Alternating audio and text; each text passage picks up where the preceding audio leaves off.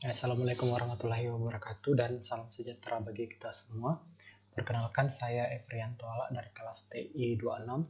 Saat ini saya akan menjelaskan mengenai aplikasi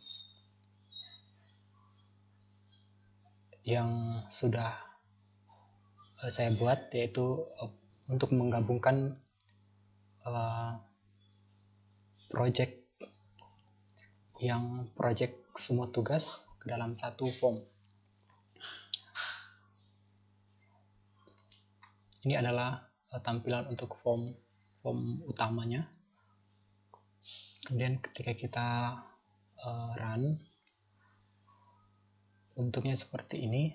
Yang pertama adalah tugas 2. Di tugas 2 ini ada form pendaftaran.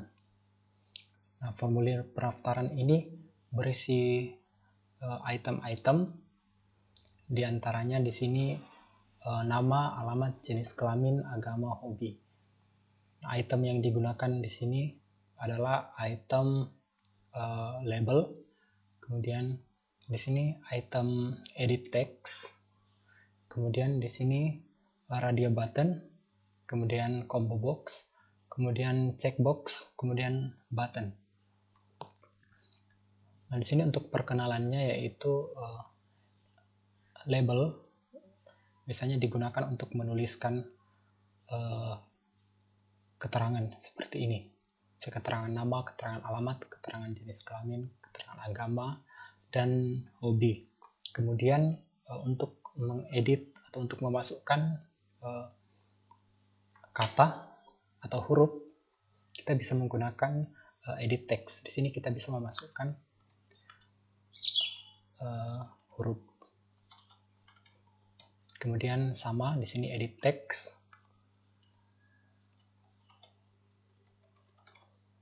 Kemudian untuk radio button, kita bisa hanya bisa memilih satu dari 2 pilihan.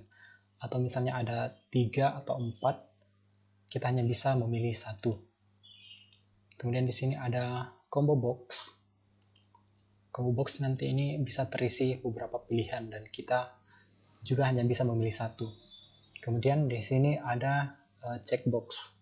Checkbox nanti di sini kita bisa memilih 1 atau 2. Atau kita juga bisa memilih semuanya. Kemudian di sini ada button kirim. Nah, button kirim ini berfungsi nanti untuk menginput nilai yang ada di sini ke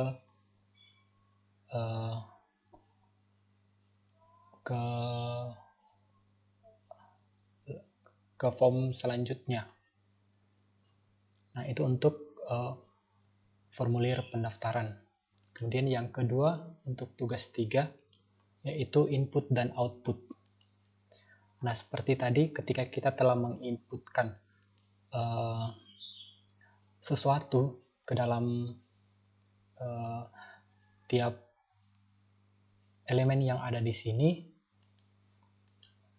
maka ketika kita klik kirim nanti, maka itu akan terinput ke sini, ke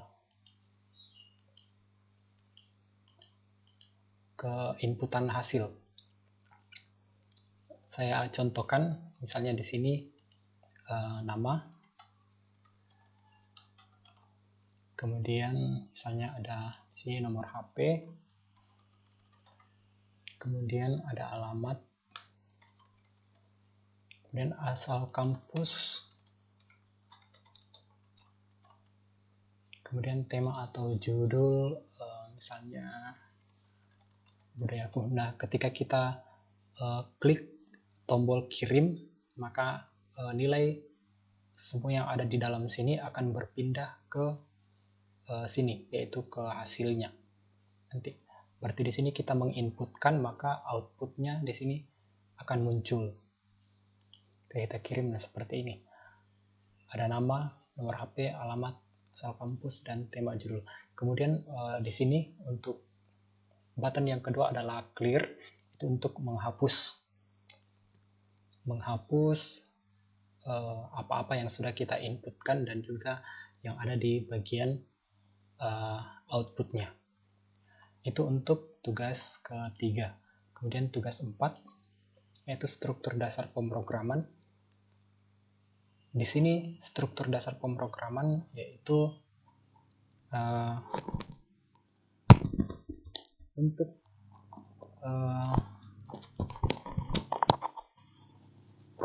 programnya, yaitu di sini ada nama, alamat di sini menggunakan memo, yaitu memo digunakan di sini supaya bisa menampung nilai yang lebih banyak. Misalnya alamat kan biasanya sangat panjang, jadi agar bisa menampung semua nilai itu kita menggunakan memo. Kemudian di sini ada jenis kelamin menggunakan combo box. Di sini ada pilihan laki-laki dan perempuan.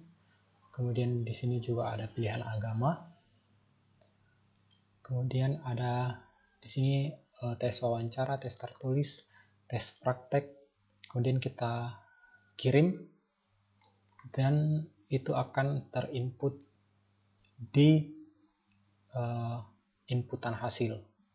Namun di sini nanti untuk nilai tes persen dan nilai tes B itu di sini kita menggunakan perhitungan. Misalnya saya contohkan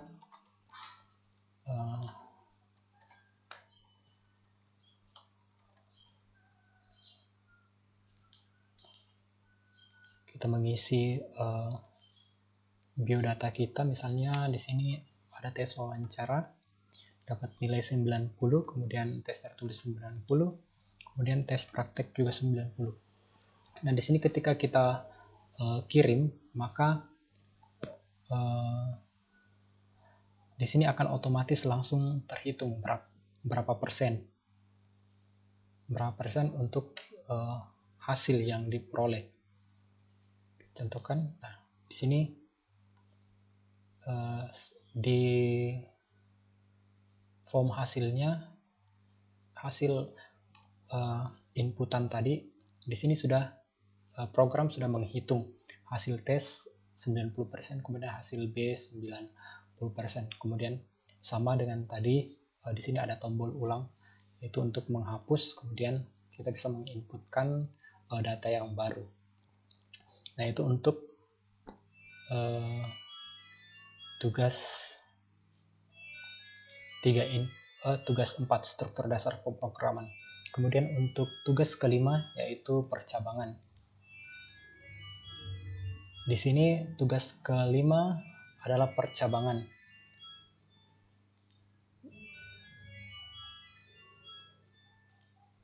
Kita ulang masuk.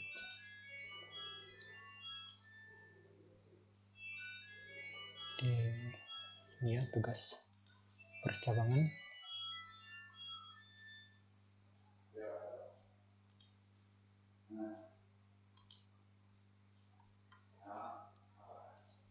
Oke, di sini saya akan memperlihatkan mungkin skripnya untuk percabangan di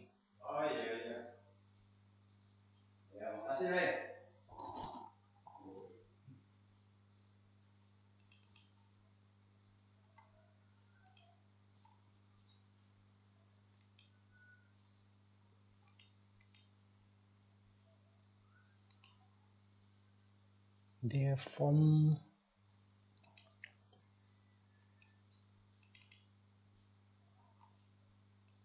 Ini adalah contoh untuk percabangannya. Jadi percabangan di sini itu menggunakan if. Jadi misalnya kita menginputkan sebuah nilai, kemudian ketika nilai itu sesuai dengan salah satu dari nilai yang telah kita masukkan ke dalam skripnya, maka itulah yang akan dieksekusi. Jika tidak ditemukan, maka lanjut ke bagian berikutnya. Misalnya di sini untuk percabangan, misalkan kita menginputkan nilai 100. Ketika kita mengirimkannya, nah di sini akan muncul keterangan lulus dengan nilai A.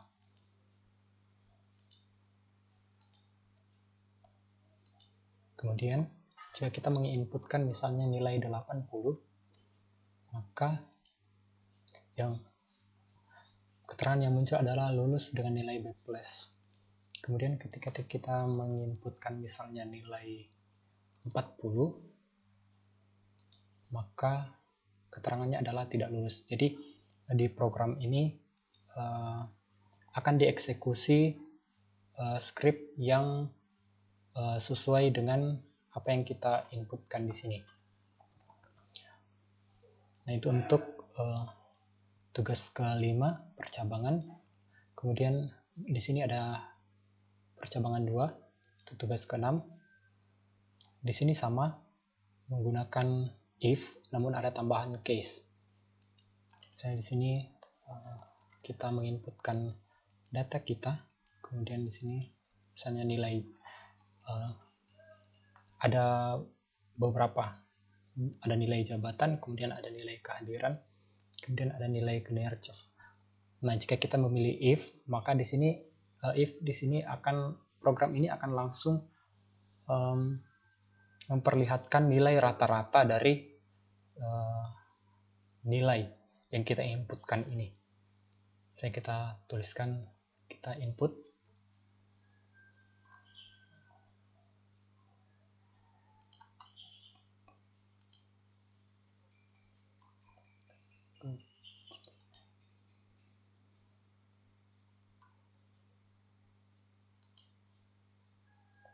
Nah, di sini ketika kita menginput, kita klik if, maka akan muncul nilai rata-ratanya.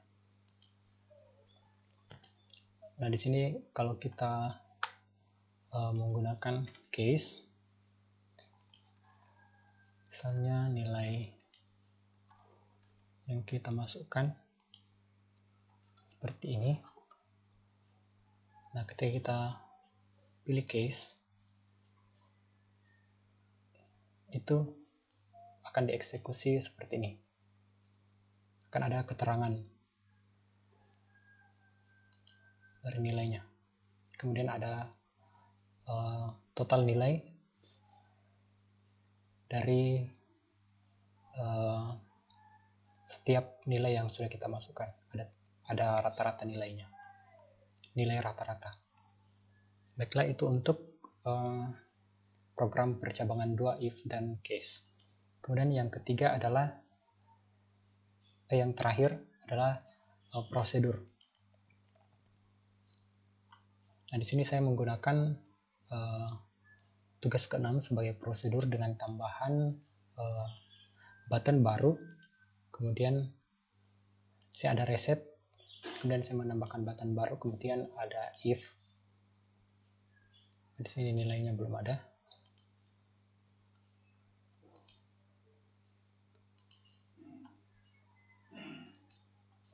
Oke, kita coba memasukkan nilai di sini. Misalnya di sini jabatan, kemudian nilai jabatan 90, kemudian nilai kehadirannya 90, kemudian nilai kinerja 90.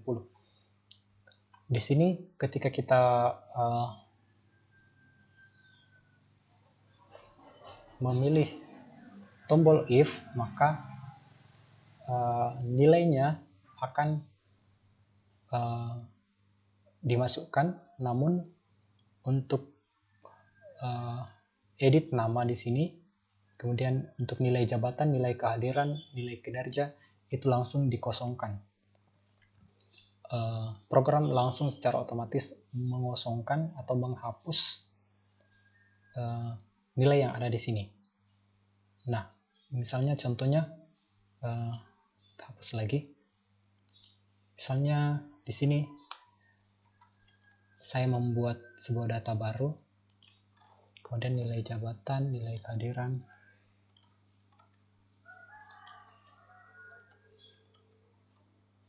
Nah, ketika saya tidak ingin melanjutkan untuk menginput nilai-nilai ini atau menghitung nilai-nilai ini, maka saya bisa memilih tombol baru. Saya klik tombol baru, maka di sini semua nilainya akan terhapus lagi. Sama ketika di sini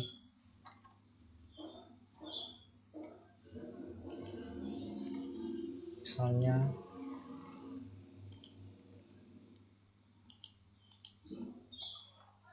di sini ketika saya menghitung kemudian saya reset, nah sama, semuanya juga akan terhapus. Jadi di sini prosedur itu digunakan untuk membuat sebuah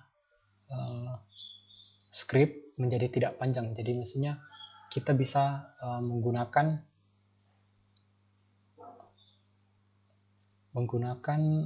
sebuah script yang sudah dibuat terlebih dahulu melalui prosedur. Jadi nanti tinggal kita memanggil kembali prosedur tersebut tanpa harus menuliskan script yang panjang. Seperti ini untuk scriptnya di sini. Jadi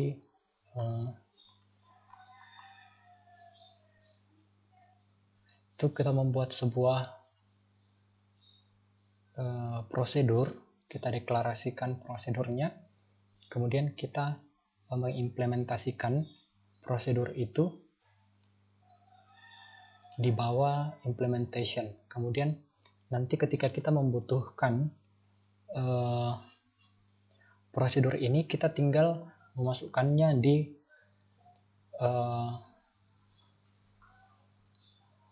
tempat yang kita inginkan. Contohnya di sini saya akan memasukkan prosedur itu di button if. Jadi di sini saya tidak perlu lagi menulis ulang script untuk menghapus atau membuat baru sebuah inputan. Jadi di sini langsung ketika saya menekan tombol if, maka prosedur di sini juga akan dieksekusi. Sama untuk form button reset juga sama.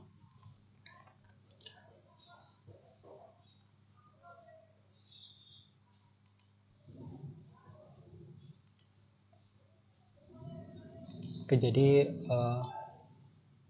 demikianlah penjelasan singkat saya mengenai tugas dari tugas 2 sampai dengan tugas 7 untuk memenuhi tes MIT di mata kuliah pemrograman 1.